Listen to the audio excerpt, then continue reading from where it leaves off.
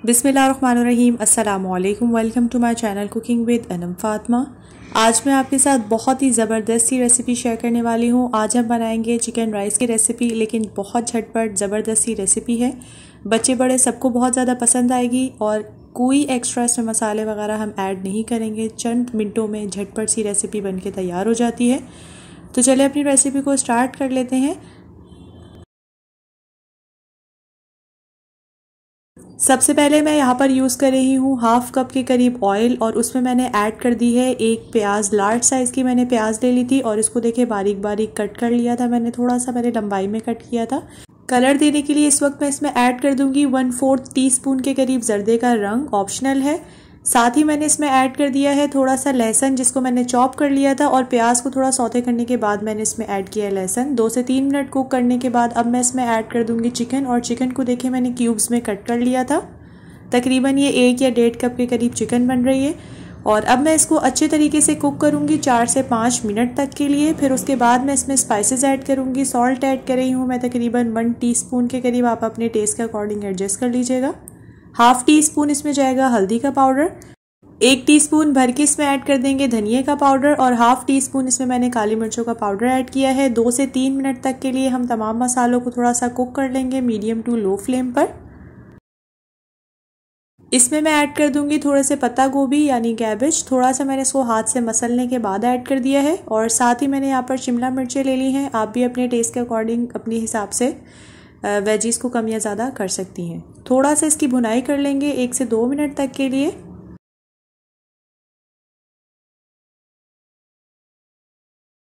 हमने इसको ज़्यादा जो है वो कुक करने की ज़रूरत नहीं है, बस 1 से 2 मिनट तक के लिए बस इसको हम लोग थोड़ा सा भून लेंगे। और फिर उसके बाद मैं इसमें ऐड कर दूंगी राइस। यहाँ पर मैंने बासमती राइस ले लिए हैं, तकरीबन ये है 3 कप के करीब बासमती राइस। इसको मैंने अच्छे से जो है वो वॉश करने के बाद भिगो दिया था तकरीबन आधे घंटे के लिए। उसको ऐड करने के बाद थोड़ा सा हम हल्के हाथ से इसको जस्ट मिक्स करेंगे। इसके बाद मैं इसमें कुछ यखनी ऐड कर दूंगी। यहाँ पर मेरे पास कुछ चिकन थी जिसकी मैंने पहले ही यखनी जो है वो बना ली थी। अगर आपके पास ये नहीं है तो आप जस्ट इसमें वाटर भी ऐड कर सकती हैं। अगर आप इसमें यखनी ऐड नहीं कर रही हैं ना, तो आप इसमें चिकन पाउडर का 1 टीस्पून, या तो फिर अगर आपके पास चिकन क्यूब है तो वो भी आप इसमें ऐड कर सकती हैं। उससे इसका टेस्ट जो है ना वो बहुत ज़बरदस्त सा आ जाता है। इस स्टेज पे आप नमक भी ऐड कर सकती हैं, क्योंकि अगर आपको कम लग रहा है तो आप इस स्टेज पे इसको एडजस्ट कर लीजिएगा। तकरीबन मैंने यहाँ पर 5 कप के करीब जो है वो पानी ऐड कर दिया है, क्योंकि 3 कप के करीब मेरे पास बासमती राइस थे, तो उसके मैंने डबल नहीं किया, जस्ट 5 कप मैंने इसमें जो है वो पानी ऐड किया है। इसके बाद मैंने यहाँ पर 1/4 टीस्पून के करीब जो है वो गरम मसाला ऐड कर दिया है। और इसके बाद हम इसको अच्छे तरीके से कवर कर देंगे सारे साइड से, ताकि कोई जो इसकी स्टीम है वो बाहर ना आए। और मैं इसको कवर करके रख दूंगी तकरीबन 10 से 15 मिनट तक के लिए, बहुत लो फ्लेम पर।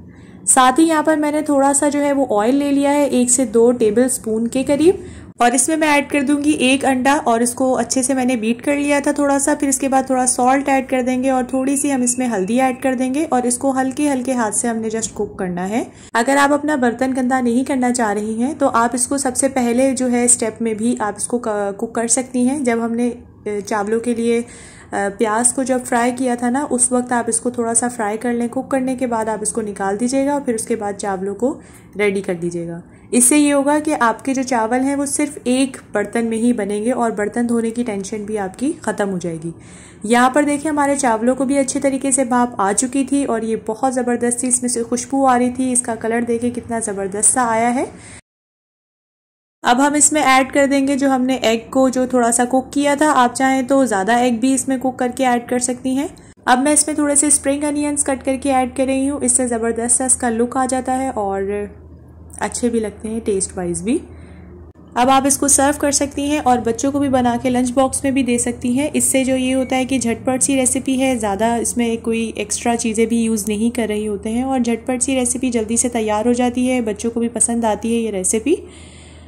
तो होपफुली आपको आज की मेरी रेसिपी पसंद आई होगी। अगर आपको आज की रेसिपी पसंद आई है तो आप इसको लाइक और शेयर अपनी फ्रेंड्स एंड फैमिली के साथ ज़रूर कर दिया करें, और मुझे फीडबैक भी ज़रूर दे दिया करें, क्योंकि मुझे रहता है आप सबके फीडबैक का इंतज़ार।